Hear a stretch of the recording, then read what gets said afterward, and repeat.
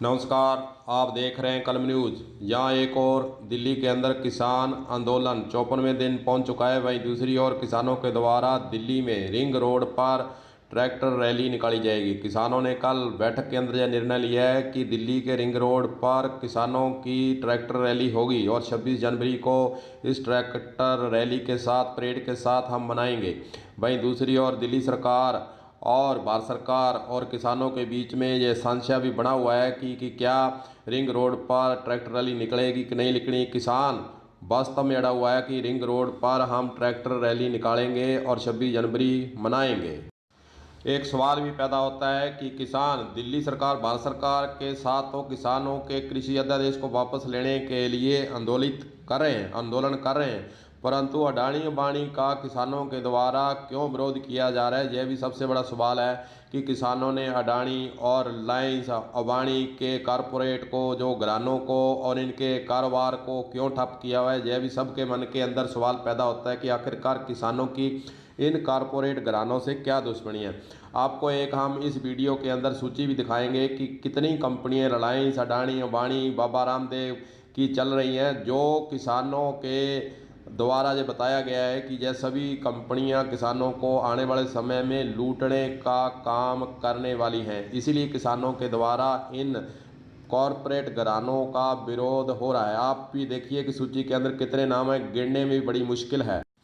वैसे मोदी सरकार के द्वारा किसानों को समझाने का जब प्रयास किया गया कि कृषि अध्यादेश उनके हक में है, परंतु किसान मानने को तैयार नहीं है। परंतु जब किसान यह अडानी, अंबानी और बाबा रामदेव की कंपनियों की सूची को देखता है तो उसके होश उड़ जाते हैं, क्योंकि आने वाले समय में यही कंपनियां किसानों को लूटने वाला काम देश के अंदर करने जा रही हैं। इसीलिए किसानों ने कृषि अध्यादेश को वापस लेने के लिए आंदोलन छेड़ रखा है। किसानों और भारत सरकार के बीच का जो आंदोलन का मामला है वह सुप्रीम कोर्ट भी पहुंचा है। सुप्रीम कोर्ट के वरिष्ठ वकील दुष्यंत दुबे का इस संबंध में क्या कहना है, उसकी राय भी आपको बताएंगे कि जो कृषि कानून देश के अंदर लाए गए हैं वे वास्तव में, उनका कहना है कि यह विधानसभाओं का विषय था, केंद्र सरकार का विषय नहीं था। उन्होंने यही कहा कि कृषि राज्य की विधानसभा का विषय है, फिर भी केंद्र सरकार ने तीनों कृषि अध्यादेश क्यों पारित किए गए, यह भी सबसे बड़ा सवाल है। और उन्होंने यह भी कहा कि सर्वोच्च न्यायालय के 70 साल के निर्णय में कृषि पर एक ऐसा विषय है जो केंद्र का न होकर राज्यों का विषय ही सुप्रीम कोर्ट खुद 70 साल से बताता आ रहा है। केंद्र सरकार को बड़े उद्योगपतियों का दबाव है, ऐसा ही लगता है। सरकार, संसद, अदालत ने अपनी भूमिका, उन्होंने कहा कि सही रूप से नहीं निभाई है। सर्वोच्च न्यायालय के दखल नहीं देना चाहिए था, क्योंकि इस प्रकरण में कोई परिणाम कोर्ट के स्तर पर आने वाला नहीं है। आपको बता दें कि कृषि कानून जो है केंद्र सरकार के द्वारा बनाए गए, सुप्रीम कोर्ट उसको रद्द कर ही नहीं सकता, क्योंकि उनकी राय है, वकीलों की राय है कि यह पहली बात तो विधानसभा का विषय था। केंद्र सरकार ने इसके अंदर आगे आकर कृषि कानून क्यों बनाए, यह भी सबसे बड़ा सवाल है। और कृषि कानूनों पर जो स्टे दिया गया वह भी एकमात्र एक इंजेक्शन लगाने से है, क्योंकि यह स्टे आगे जाकर ख़त्म हो जाएगा। और दूसरी बात, महिलाओं को, वृद्धों को और बच्चों को इस आंदोलन से दूर करने का सुप्रीम कोर्ट का जो आदेश नहीं है, वह उन्होंने सलाह दी है कि कृषि कानूनों का जो आंदोलन चल रहा है इसमें बच्चों को, बूढ़ों को और बुजुर्गों को उसे दूर रखा जाए। लेकिन संविधान के अंदर शांतिपूर्ण आंदोलन करने की जो है संविधान आज्ञा देता है, इसलिए हम कह नहीं सकते कि इनको दूर कैसे किया जाए। किसानों के सामने भी यह समस्या है कि इनको फिर आखिरकार घर कैसे भेजा जाए।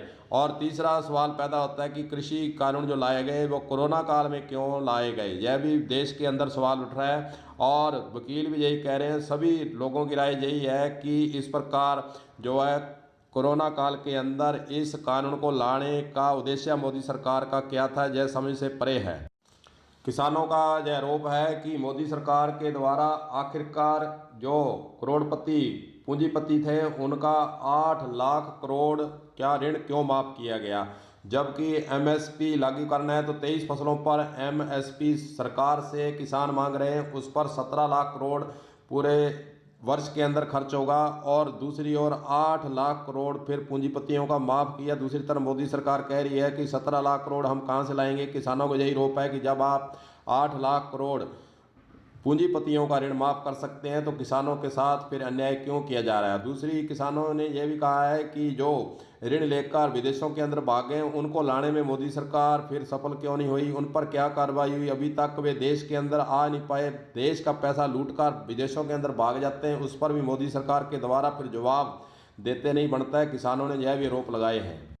कृषि कानून संसद और राज्यसभा दोनों में पास हुआ है। आपको राजनेताओं की भूमिका, राजनेताओं के द्वारा जो बाहर और अंदर लोकसभा विधानसभा जहाँ कोई राज्यसभा में कहा जाता है उसके बारे में भी इशारा इंगित करना चाहेंगे। आपको बताना चाहेंगे कि लोकसभा के अंदर 122 सांसदों ने अपने व्यवसाय में कृषि लिख रखा है। जो उन्होंने सूचना दी हुई है संसद को, लोकसभा को, उसके अंदर 122 सांसदों ने अपना व्यवसाय कृषि बताया हुआ है। वहीं राज्यसभा की बात करें तो 50 से ज़्यादा सदस्यों ने अपना व्यवसाय कृषि करना लिखा रखा है। यानी लोकसभा व राज्यसभा के 200 सांसद कृषि यानी किसान कहला रहे हैं, और ये लिखित में उन्होंने दिया हुआ है कि हम किसान हैं। फिर सवाल पैदा होता है कि किसान तीनों कृषि अध्यादेश को वापस करवाने के लिए 54 दिन से आंदोलन पर हैं, 54 दिन से आंदोलन की राह पर हैं। फिर लोकसभा या राज्यसभा के सदस्यों की आत्मा फिर आखिरकार क्यों नहीं जाग रही है। किसानों का यह भी कहना है कि 200 सांसद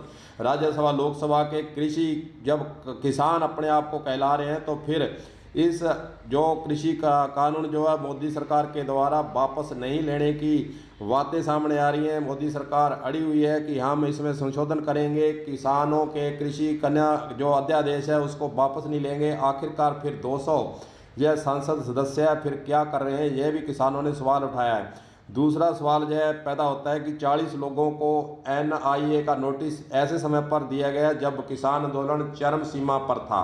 यह भी एक सोचने वाली बात है। किसानों ने यह भी कहा है कि जिसमें गायक, कलाकार, किसान, पत्रकार, अकाल चैनल का व्यापारी यह शामिल हैं, उनको 40 लोगों को भारत सरकार के द्वारा NIA के द्वारा नोटिस दिया गया है कि आपने किसान आंदोलन के अंदर फंड क्यों दिया, लंगर के अंदर आपने सेवा क्यों दी। इस प्रकार से उन पर आरोप लगाए गए हैं, उनको नोटिस देकर बुलाया गया है कि आप अपना स्पष्टीकरण देवें।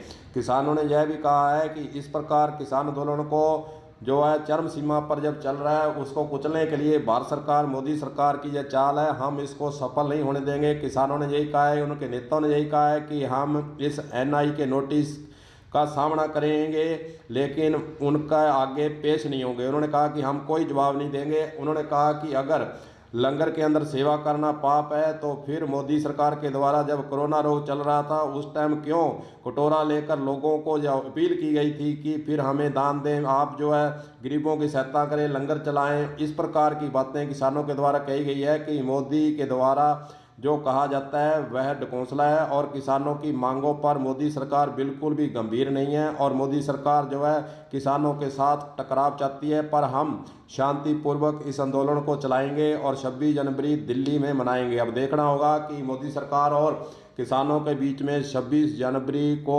शांतिपूर्वक या 26 जनवरी मनाई जाती है या फिर टकराव की स्थिति रहती है। वैसे आपको बता दें कि 19 तारीख को किसान और मोदी सरकार के बीच में वार्ता फिर हो रही है। आखिरकार इस वार्ता के अंदर भी 26 जनवरी को मनाने को लेकर भी सवाल उठेंगे, प्रश्न उठेंगे, उत्तर दिए जाएंगे। किसान अपना पक्ष रखेंगे, सरकार अपना पक्ष रखेगी, पर लगता यही है कि 26 जनवरी को मोदी सरकार और किसानों के बीच में कहीं टकराव न हो जाए। सभी की नज़रें 26 जनवरी पर दिल्ली की ओर लगी रहेंगी कि 26 जनवरी आखिरकार शांतिपूर्वक मनाई जाती है या फिर कोई अनहोनी घटना वहाँ पर नहीं हो। इसका सबको चिंता भी है और इसका चिंतन भी जनता देश के अंदर कर रही है कि 26 जनवरी गणतंत्र दिवस देश का एक महत्वपूर्ण दिवस है। इस पर शांतिपूर्वक मनाना हम सभी का धर्म भी है। कलम न्यूज के लिए गुरदेव सिंह सैनी की रिपोर्ट।